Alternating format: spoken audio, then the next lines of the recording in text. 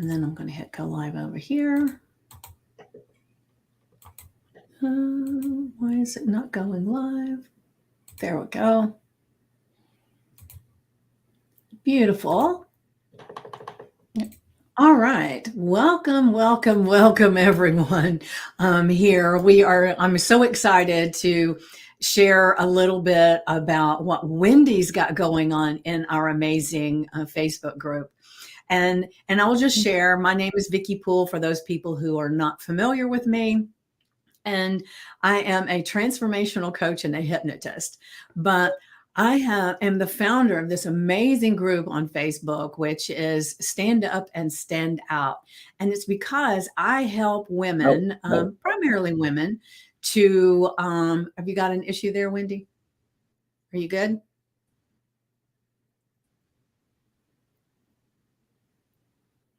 All right, Yeah. I'll just keep going. So I help women primarily, but men as well, to step into their brilliance. And the way that I do that is I help them transfer their beliefs and their behaviors so that they can succeed in their life, their love, and their business. And because who doesn't want to do that, right? And so I love being able to pour into this community that I have. And I do daily lives. We do affirmations and journal prompts. And I share a lot of those in these places that I'm streaming right now. But to participate in a lot of the other stuff, you actually have to be part of the group. And so I'm going to pop up the little link that, let's see. So if you think this would be a great fit for you and you want to be part of it, just go ahead and I don't think you can click on that, but you can look at that and do it yourself, right? The thing is that Wendy is amazing. I actually met her because she was a guest on my podcast, Today's Dream, Tomorrow's Reality. So if you haven't heard that or listened to that yet, you need to go check that out. But as I was talking to her, and she's the communications expert, and I told her a story about when I was married. My husband and I, we went to some marriage counseling, and because we were having a bit of a difficult time and things did not get better after the marriage counseling. And I told her that if I had met her before we got married or right after we got married, and I learned some of these communication skills that she had, then I would be in a much better place. And maybe we wouldn't have actually gotten divorced, because it's amazing. It's like my junk that I was dealing with in my life and the stuff he was dealing with in life, it clashed, and so we had amazingly wonderful times, but then we had times that we could not communicate at all. And so as I talked to her, and I know this is a long intro, but as I talked to her, I asked her, would you like to come into my group and maybe share something? And she said, sure. And I said, well, let me check and see what everybody's looking for. So I did a poll in the group. And as happens, most people, the largest number of people that answered the poll wanted to be able to communicate with someone before they ever got into a relationship. And that's one of the things that I had shared with her when we talked. And it was like, I really want to be able to have an amazing relationship the next time, right? So I said, what I want to do is when I kind of get serious with somebody, I want to go to the marriage counseling then and figure it out before we ever tie the knot. Or even if we don't tie the knot, if we continue that relationship, I want it to be a relationship that we're partners, we're able to be there for each other and encourage each other and know how, if we have a disagreement or a difference of opinion, how to communicate that in a way that is not one of those where you pull out everything you've ever known about them that was bad, and that happens sometimes, right? So, oh, yeah. Yeah. So anybody that's listening, I don't know if you've ever been in that place where you just don't know how to express yourself without getting triggered by anything that they say and by not even knowing exactly how to articulate what you want to do. And I'm going to share real quick before she gets started a story that I was in a relationship with a gentleman and it went south really bad. And I don't even want to get into that today, but he taught me one amazing thing in this relationship. And it was that when something would come up to where I was feeling a little uncertain or irritated about, right? He would say, "Well, what's wrong?" And I would say, "Nothing." And that was my general response. But the reason was because I didn't know how to explain what I needed or what was wrong in a way that he could understand or I felt he could understand. So finally one day he looked at me, he said, "Okay." He said, "I know when you say nothing that it ain't nothing, because we end up having a problem. So the next time," he said, "why is it that you do that?" And I said, "Well, it's because I do not know how to explain how I'm feeling in the moment." He said, "Okay. So the next time this comes up, instead of telling me nothing, just say, yes, there is something wrong.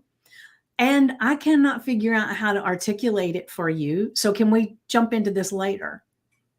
And I thought, "You can do that?" I had never heard of such. And so it was like, okay. So it was a relationship that had a lot of things at the end that were not so good. But that's the one thing that man taught me that I have loved about him since that day. And so communication is an amazing tool. All right. So, Wendy, I've taken up all this time for the intro. So just jump in and just kind of tell a little bit about what you're going to be doing, because this is going to be in the stand up and stand out community. So remember, if this sounds like something you want to ingest in your life, then definitely join the group. Go ahead. Yep. And I can second that because I am in that group and it is just a wonderful, wonderful collection of human beings. I've met so many awesome Wendy's there. I know. And of course, Vicky's there and she does some really awesome stuff, daily affirmations and journal prompts that are just perfect and amazing and it's so helpful for me. And it's just a fun place to grow. I love it. So thank you. Come hang out with us. It's fun. Yes. You won't regret it. So it's interesting as you were going through your story there, you kind of hit on some really important stuff. And I want to highlight that real quick and then I'll talk about the class. The reality is we attract people that are going to challenge us. Part of what's hardwired into our whole psyche when it comes to relationships is it's a fertile field for growth, and you're going to attract somebody that's going to grow you somehow. And so usually that means once all the, feel good hormones that science and not science, we didn't create it, but that our bodies have created to make sure that we continue the species by actually getting together with other humans. Once that stuff kind of simmers down, you're left with this really challenging person who's probably poking right at your sore spot. And so often people are like, "Oh my gosh, am I even with the right person? Everything was so wonderful before and now I just don't even know," and sometimes it's not a good match. And the thing you need to learn is how to avoid that, right? Yes. Yes. But trust me, I took the long way around learning that. That's a story for another day. But the reality is, in most cases, if you know how, you can get through that stuff, and actually that will help you grow and them grow as they're interacting with you, because whatever they're triggering in you, you're probably triggering the complement in them. But things get messy quick. And if you don't know what to do about that, it can be really tough. So that's a lot of the work that I do with couples. I'm a couples connection specialist. That's what I do. But before you even get there, there's some really important things you need to do. And if you're going to be have the best chance to get through that successfully, so you can get out the other side to that really strong, deep partnership and honestly, it's the best thing in the world. People can be single and be awesome. You're doing it. You're rocking that life right now. And it's great. You can do anything you need to do on your own. And when you're well partnered in a situation where you're really happy and deeply connected, everything gets exponentially better. I mean, it's just, what they say, happiness shared is happiness doubled. And I would say it's not even doubled, it's squared. So once you get to that place and you're in that really good spot, things get really, really good. But it's not easy to get there. So some of the things that we'll be talking about is how important it is before you even start that, before somebody can love you, you've got to love you. And that's a tall order for most of us because we get a lot of bumps and bruises along the way that kind of put some different ideas in our head. So we'll be talking a lot about the things you can do around that to really get yourself ready to go. And then the other thing that I've learned along the way that was really eye-opening for me is learning about attachment styles and how they impact us. That's a huge, huge part of how we do relationships instinctively. So the more aware you are of that, you can use that to actually help yourself instead of having it get in the way. I can't wait to dive more into that part. Yep. And then once you kind of have an idea who you are and what you're about, and you're ready to start bringing other people into the loop, then it's really important to know how to do that skillfully and gracefully. And a big part of that is having the ability to just be present. And in our society, that is tough. We have so many distractions. And we're all dopamine addicts, scrolling our phones and watching our shows and all of that stuff. There's just so much out there that keeps you from being fully present. And that makes it really hard to have a good, solid, deep connection with somebody. So we'll talk about some ways to intentionally be present. And then also, most of us by now, if you're an adult person in the world, have heard of at least vaguely of the idea of reflective listening. And so, all those I statements we're supposed to use that we always forget to. But the reality is, even if you're using I statements, there's definitely a right way and a wrong way to use those. So we'll talk a little bit about just how to navigate those tough conversations in a way that you can be heard.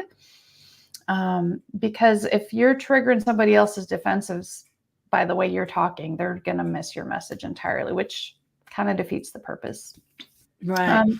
And then kind of the last piece we'll touch on during that workshop is just getting in touch with how to give and receive empathy.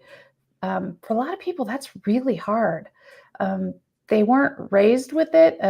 Stereotypically, I know, but there's a lot of men that struggle with that because they're not conditioned for it and socialized for it from birth.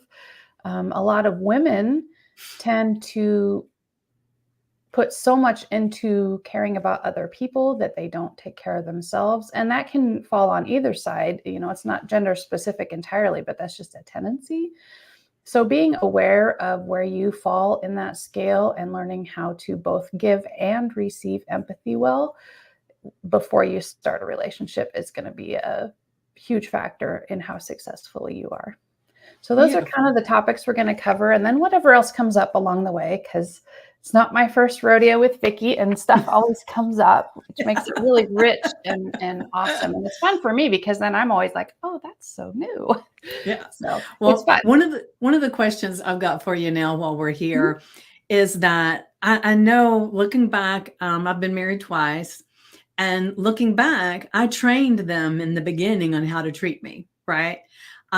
Because I was only 19. I got married on my 19th birthday for my first marriage. And he was a lot older than me. And I thought, he knew everything and I knew nothing was kind of how I felt because of the age difference. And I wanted things to be perfect. So I did everything when we first got married. I mean, I wanted to be the one that made life amazing. Well, then you can only do that for so long. And after a while, it was like, why does he not want to help? Why does he not? Why does he not? Why does he not? And it's because I trained in the beginning that was my job.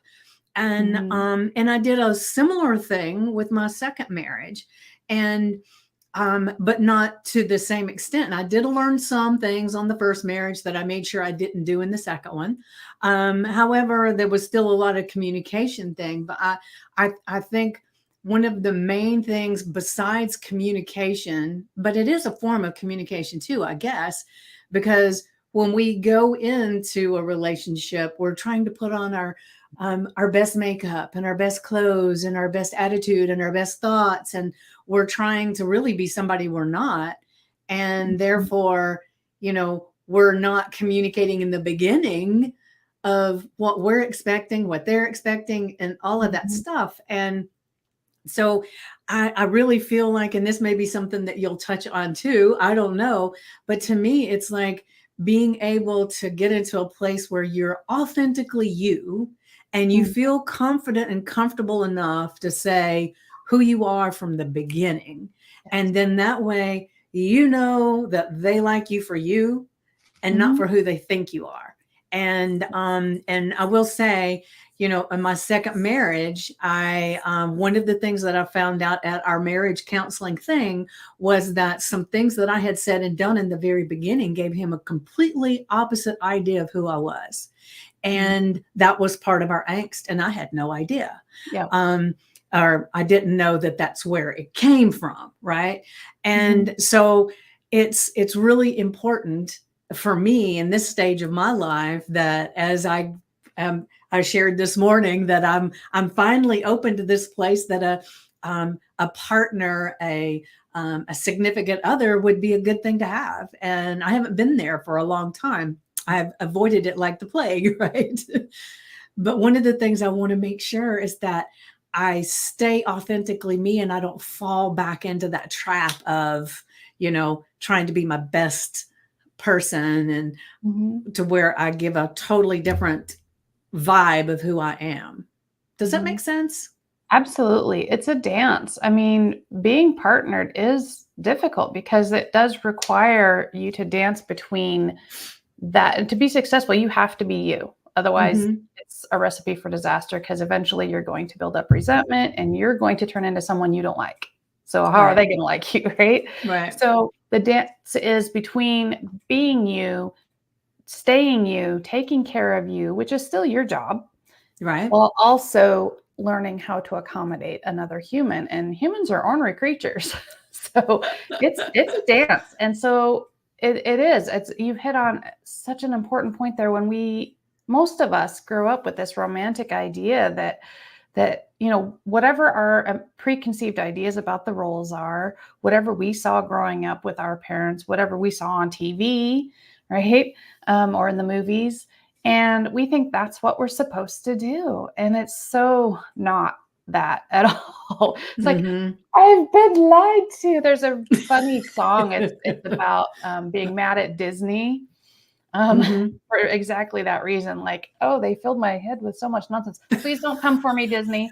Um, Wonderful entertainment, love it, don't hate it, but it's not reality.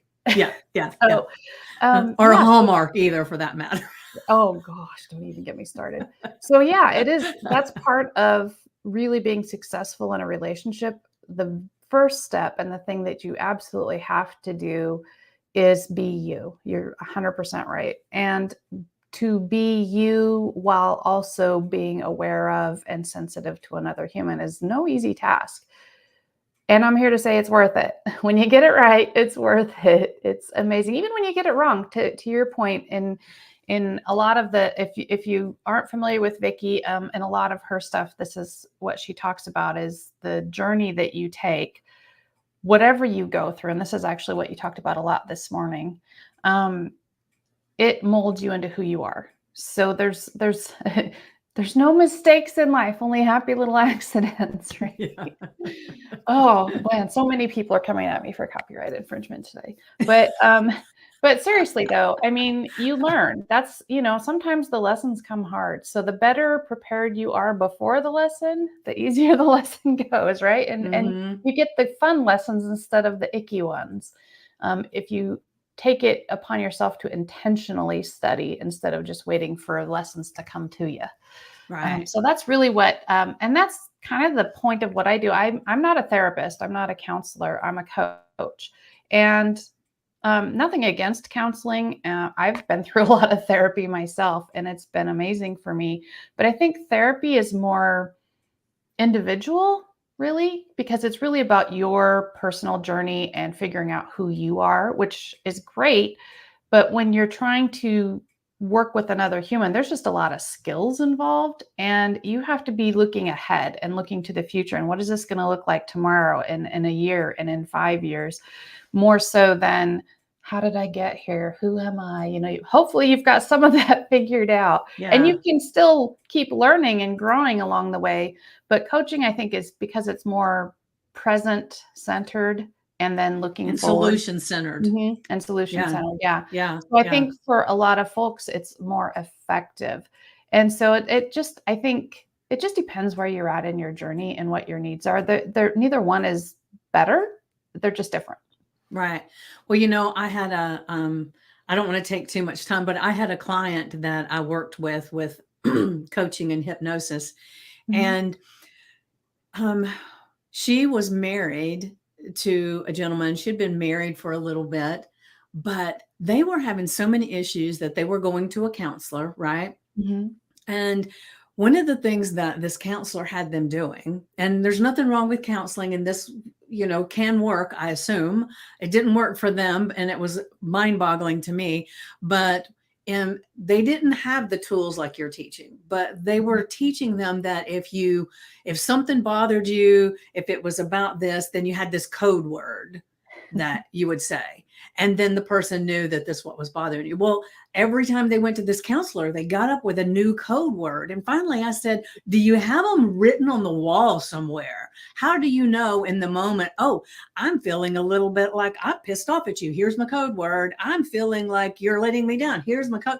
It was like mind boggling to me. Wow. How can you do all these code words? And so when I was You need like a talking little to code you, book. I know, hold on a second. Let me I gotta find see it. which code I'm supposed to use. Yes. And will they even remember? So the thing that it really brought to my attention, especially when I started talking to you, was if they had had the ability to have this information before when they first met, then they may have decided right then and there that they were not a good fit. Yeah. Or they could have found out that they were a good fit, but they could start communicating better in the beginning because they had been together for a while and things were going crazy and they ended up getting a divorce because they just never could work it out. But I really, deep in my heart, I love her. And I feel like he just wasn't the right person for her. And because once they got divorced, she started blossoming out a little bit more, And so I think the really value of having this conversation with you and the workshop that you're doing in the group is that we can learn this so that the next time we meet someone, we already have the skills to kind of go, oh, nope, that's a no, and then go on. Instead of, well, they asked me out a second time, a third time, a fourth time. I'll just keep going. And, and I've done that before because it was like, well, I'm not dating anybody else. This, I can have a good time. And I knew in my heart that they weren't the right person. But for one thing, I didn't want to hurt their feelings, all these ideas, that we get in our head. But I kept going out with them. And then it was like, oh, it was so uncomfortable. And then the saying it's not going to work was even harder. And so that's one of the things that I'm so excited about you sharing this workshop and all the things that I can avoid all of that and that habit that I had of staying there just because, I wasn't there wasn't anybody else that I wanted to date. And, they're nice. Yeah. That's not something you want to build a life on, for sure. That's right. That's right. Yeah, and I get it. That's part of what drove me into learning about relationships is my first. I've been married twice before, so I'm on number 3, guys. When I said I learned the hard way, I wasn't kidding. But my first marriage, it was a disaster. It was abusive. It was not good, and I was 20 and I didn't know what I was doing at all. So I didn't know what to do with that. And I had a lot of the same kind of preconceived ideas of how to fix that you started out with. Oh, I'll just be perfect. That will fix everything. Yep. No, it doesn't. And you can't anyways. But the second go round, it was my high school sweetheart. I reconnected with him after years and years and years. And we knew we were really good. We'd been really good friends even before we dated in high school. So I was like, this is a good dude. And I know we get along so well. It's going to be great. And it was in some ways, but we forgot to check into some things and talk about some important things like, what do you want from a relationship? And it turns out what he wanted in a relationship and what I wanted was vastly different, but we didn't find that out till after we got married. Oops. So unfortunately, we did figure that out eventually, which was a good thing. But unfortunately, it was after we'd already made that commitment. So we had to undo that. And that really sucked. So Yeah. You want to have those conversations. You want to know exactly what you want and what they want before you embark on that. And that's part of what we'll be talking about. Beautiful. Well, I think we're at time. And so this has been amazing. And thank you for sharing this morning. And I will be sharing this recording in our group so that they can see a little bit more about what you'll be doing.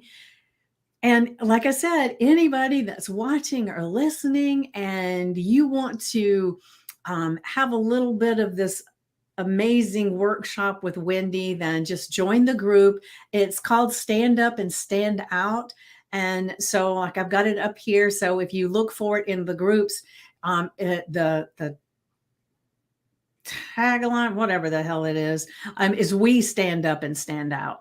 And so just check us out. And when you see there's a big billboard on the banner, but come and ask to be part of the group. And when you do, there'll be questions that you answer, and you have to answer all the questions to be entered in the group. So between now and Friday the 14th, you can get in and start perusing the different things. And then you'll see Wendy. She's at the lives quite often and giving some great advice. And she did a beautiful thing about when we did a superpower one day, and our superhero name and our superpower. And she created an AI, and then I had to create one after that because it was so good. So she's amazing. And tell them, how can they find you if they want to look you up? Yep. I am the relationship nerd everywhere. So on Facebook and Instagram, it's the.relationship.nerd. I believe on LinkedIn, you just look for my name, Wendy Macdowall. But it is branded The Relationship Nerd. So you can be sure you have the right Wendy Macdowall. I'm on all the things. I'm on TikTok, all the things. So, but it's all Relationship Nerd. So if you look for The Relationship Nerd, you'll find me. All right. Beautiful. So thank you guys for being here. I have no idea if we've got anybody here live or if not, but a beautiful thing to share with you today. And if you're watching the replay, make sure you put #replay, and I'll pop back in, and so will Wendy to check and see if you have any questions or anything. But join the group because you will be blown away with the content, and we've got more things coming up and guests that will be in the group speaking as well. But Wendy will be Friday, June 14th. And luckily it's not the 13th, but you know, the 13th is a lucky number too. My mom was born on the 13th, and she says Friday the 13th is her lucky day. So, all right. So be blessed. Have a magical, magical day. And we will be talking more about communication. So see you later. Bye. Bye.